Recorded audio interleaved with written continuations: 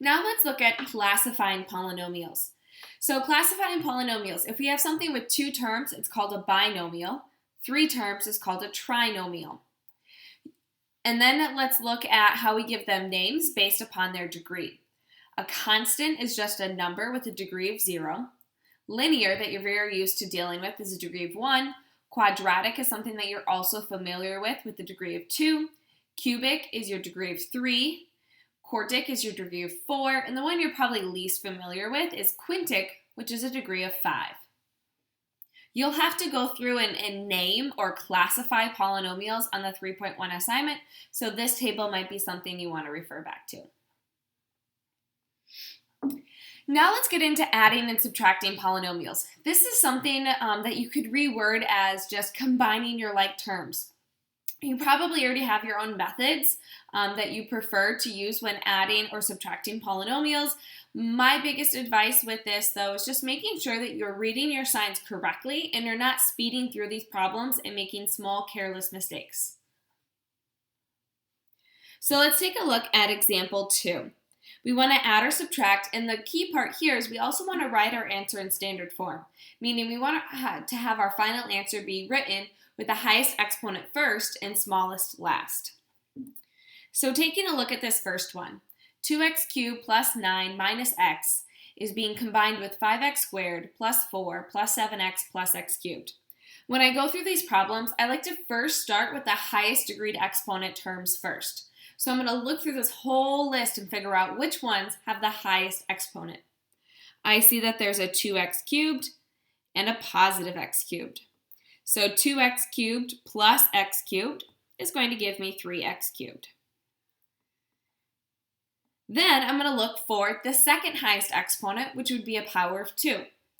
I see that I only have one, and it's a 5x squared, and the sign in front of that quantity is a plus, meaning I'm adding it, so I don't have to worry about any of my signs changing. So I'm going to have plus 5x squared. After that, I'm going to look for my next highest degree term, which would be x to a power of 1. I see that there's a negative x in the first quantity that is then being added to a positive 7x in the second quantity.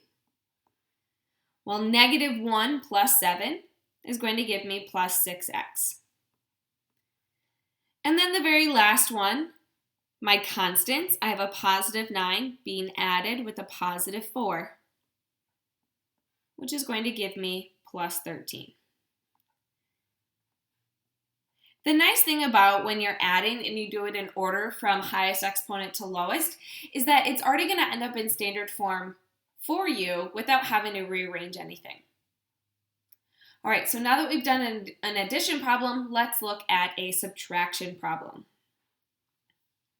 Oops, and I'm going to move my floating head here. There we go. Okay, so now looking at the subtraction problem. This one is going to work out very similar, but you just have to be extra careful of the sign.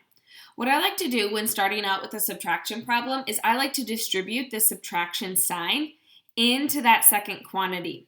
So it's going to become minus x squared minus 6 plus x. And then the original 3 minus 2x squared is going to just carry down.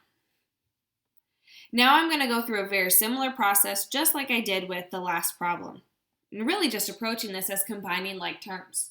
First thing I'm going to do is look for my highest exponent terms.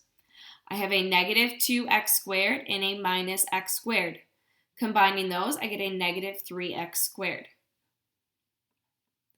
After that, I have a plus x or a positive x, and there's nothing to combine that with, so I'm just going to say plus x. And last, my constants. I have a 3 minus 6, which is going to give me negative 3. So I end up with a final answer of negative 3x squared plus x minus 3. So throughout this chapter, you're going to be learning about the skills for analyzing, describing, and graphing higher degree polynomials. And until we get to the end of this chapter, utilizing a graphing calculator is going to be very useful here. We've done a little bit of work with graphing calculators to begin with, and we're going to continue exploring using those calculators throughout. So hopefully you have a graphing calculator in front of you, or you can pull up a graphing calculator app to get a visual of each of these functions. So to start off with, if we have the function 2x cubed minus 3x and you graph that and we count how many times it changes directions, you should find that it changes directions 2 times. And then if you look at how many times it crosses the x-axis, you should find that it crosses 3 times, because remember, zeros is the same thing as the number of x-intercepts. Now, if we look at the next one, 4x to the fourth minus 16x squared plus 5, and we look at how many times does this one change directions, going from up to down, and back up again. This one changes directions 3 times, and the number of times this graph crosses the x-axis is 4. I want you to think about maybe a pattern you might be noticing between the degrees of our functions and the answers we're getting here for the change in direction and number of zeros.